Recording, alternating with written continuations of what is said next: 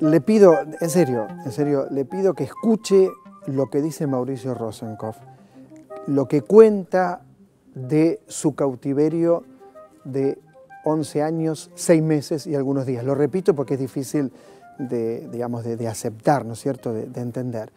Lo vemos ya.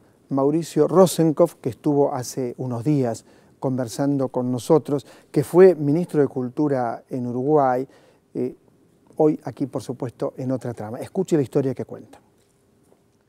Mauricio Rosenkopf estuvo preso por la dictadura uruguaya, que no ha sido menos cruel que la Argentina. Lamentablemente competían cabeza a cabeza. Y siempre que lo leí, siempre que conversé con él, pensé, después de 11 años, 6 meses y algunos días en prisión, decir prisión es un lujo, porque no fue exactamente así, claro está, una dictadura brutal, sangrienta, lograr transmitir como transmiten libros como 10 minutos, donde hay algo muy fuerte, que no te reconozca tu propio padre, ¿no? Algo muy brutal, crea una gran tensión. A partir de ahí una prosa espléndida, cuidada, precisa, y tanto amor en los libros, porque desde las cartas que nos llegaron hasta este libro estupendo que tengo aquí, que es Sala 8, hasta 10 minutos, lo que hay en la prosa de Mauricio es un enorme agradecimiento a la vida. Parece mentira decir esto, ¿no? Quizás no sea como yo lo digo. Mauricio. No, es tal cual. Además, cuando haces referencia al periplo carcelario, lo hicimos, fuimos rehenes de la dictadura, 9 dirigentes tupumaros, y nos dividieron en grupos de 3 en condiciones muy especiales. Y te comienzo diciendo eso porque es el origen de estos 2 libros, en un acuerdo que llegamos en las catacumbas. Y a mí me tocó en un grupo de 3, éramos 3, que hicimos la vuelta del Uruguay en un calabozo, por lo general bajo tierra, o en aljibes, como cuenta 10 minutos. No nos vimos las caras, no vimos un rostro humano en todo ese periodo, no vimos el sol, reciclamos los orines, no teníamos lectura. Pero abrimos una ventanita al mundo porque reinventamos el Morse y nos comunicamos a través del muro con golpe de nudillo. Una vuelta, tanto era el hambre espiritual y molar que empezamos a hablar con el ñato de Sancho Panza y Don Quijote, que llegaban a una venta. Fíjate, nosotros estábamos agarrando moscas al vuelo, que son dulzonas. ¿Quién es el ñato? El ñato, ahora te cuento. Vas a ver, te estoy contando una historia que ni Ray Bradbury imagino jamás. Entonces, ahí empezamos a fantasear que nosotros también llegábamos a la venta que llegaban Sancho y Don Quijote muertos de hambre, y ahí había jamones colgando y una olla con su cebolla y con todos los ingredientes y las patas de ternera, decía Sancho. Y el Pepe, que era el tercero, se calentó. Che, no aguanto más, no hablen de comida, estoy muerto de hambre, estamos muertos de hambre. Entonces hicimos un silencio y dejamos que golpeteara él. Y empezó a hablar de los arrozales y del milagro de los ingleses que habían hecho un chancho con 2 vértebras más. Es decir, que cada chancho producía más costillas y más quilaje, y en las toneladas y en las exportaciones el año. Digamos, estaba gobernando, ¿te das cuenta? Bueno, ¿quién era el ñato? Me decís. Bueno, nosotros salimos de ahí después de 13 años de cana, 11 y medio en esas condiciones. El general que se encargó del operativo dijo, ya que no pudimos matarlos cuando cayeron, los vamos a volver locos. Digamos, un compañero murió en el calabozo de los 9, el Nepo, y 2 se enloquecieron. Y otros 2 creo que deben de estar en tratamiento, porque el Pepe y el ñato a uno le da por ser presidente y al otro ministro de Defensa, ¿te das cuenta?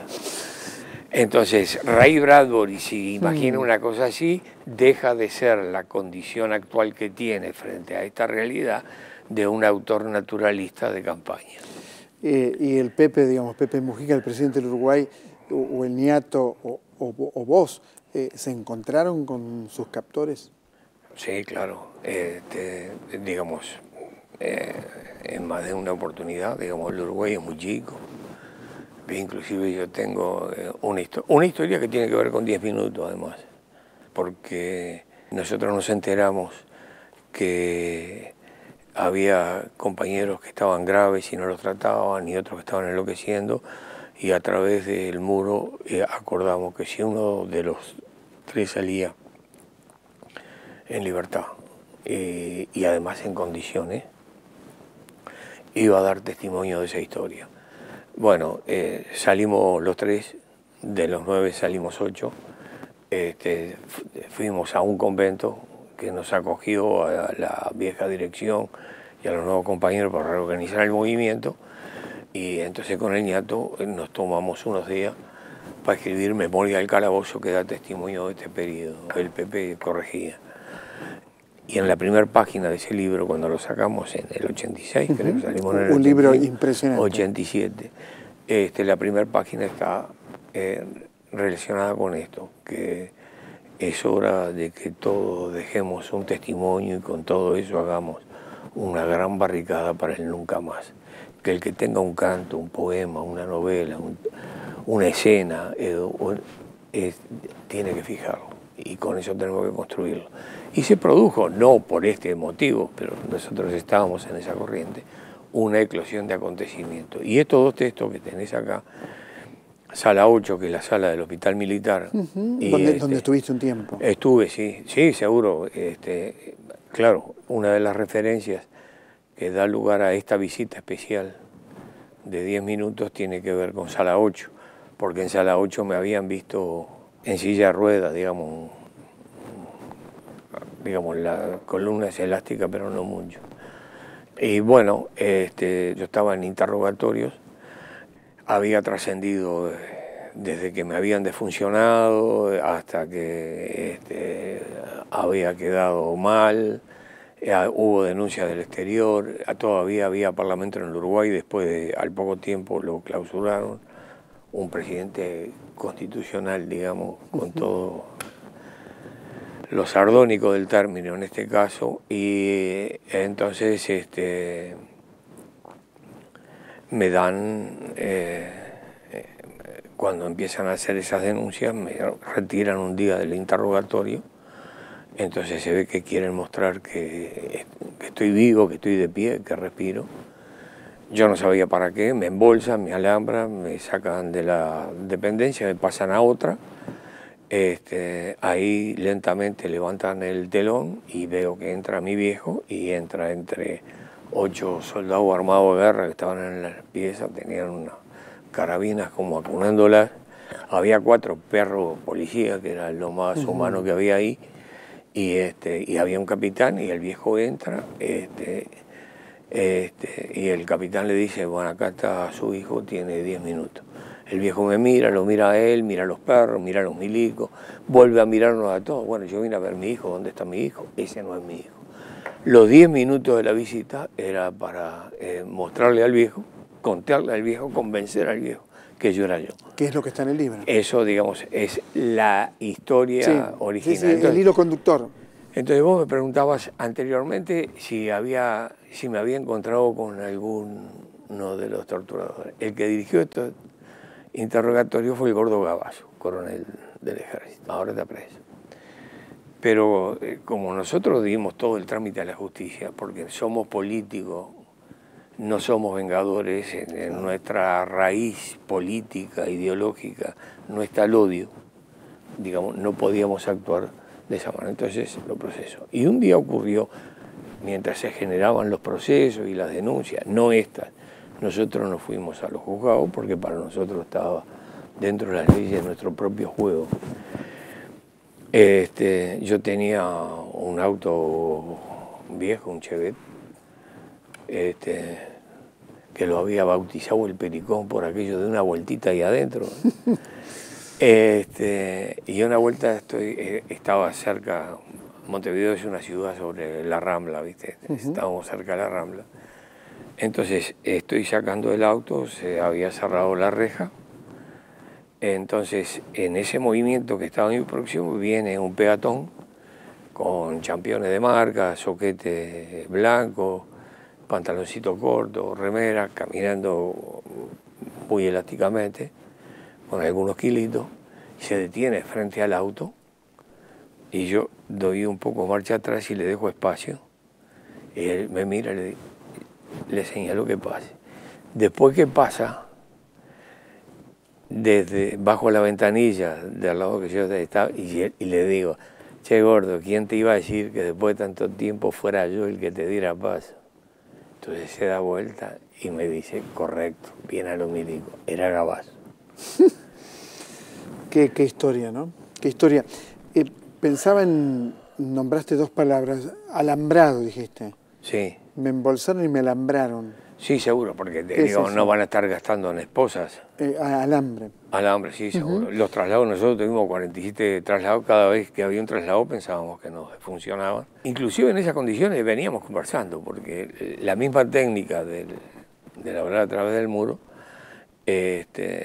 lo podías hacer con las manos. Entonces estábamos alambrados las patas, las manos, estábamos sentados arriba del auxiliar, nos estábamos tocando y con la misma técnica de los golpes nos íbamos diciendo para dónde vamos, que tenés idea, oíste algo, cómo andás. ¿Esa técnica la inventaron ustedes en cautiverio? Reinventamos el morse. El morse. Sí, después lo simplificamos, no lo registramos ni nada, porque ya está el otro, ¿para qué querés? Y ahora con los celulares y eso es...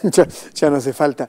Y yo decía que tu prosa transmite, casi te diría, agradecimiento a la vida, casi.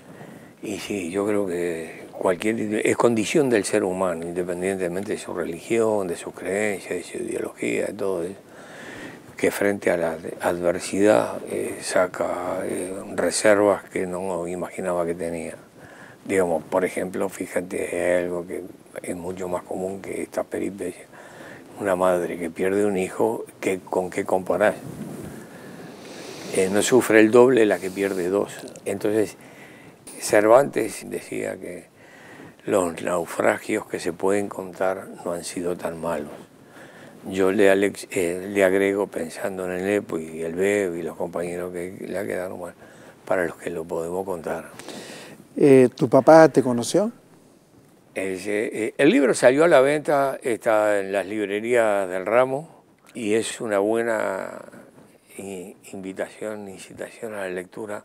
O sea, no contamos el final. Claro, tenés razón. Y la sala 8 era como un paraíso al lado de un aljibe o al lado de un pozo. El sueño nuestro es que nos mandaran de vuelta al penal de Libertad, claro, o que por algún motivo nos internaran en sala 8 cuando estábamos en esas condiciones. En esas condiciones yo fui una vez, porque además había un plan de fuga. Cuando yo volví ahí había muerto esa posibilidad porque el médico, que era el contacto nuestro, ya estaba en cana. Y sala 8 lo que muestra fundamentalmente es la convivencia entre los vivos y los muertos en un mismo nivel. Eso. Porque ahí había... Eso es muy, muy impactante, los vivos y los muertos están todos juntos. Y claro, digamos, lo narra alguien que se da cuenta un día que su cama está ocupada. Y el que recorre todo eso y se encuentra con que está, por lo que ve, debajo de un paño que tapa un cuerpo que ese perfil le pertenece. Y después él termina con otro adentro de un bidón de 200 litros. Mauricio, impecable 10 minutos, impecable sala 8. Gracias, de verdad. Gracias. Siempre escucharte es un verdadero placer y nos permite pensar nos pasa lo que hoy pasa en nuestro mundo, ¿no? Lo que pasa en nuestro mundo, lo que hemos vivido, lo que hemos soportado. Y nada, estamos prendidos a la vida como la hiedra del muro. Gracias, Mauricio. Pero muchas gracias. Alera Rosenkopf, un verdadero ejemplo de vida. Su último texto, 10 minutos. Por supuesto, tenía que estar, como siempre que viene a Buenos Aires, en otra trama por la televisión pública. Enseguida volvemos.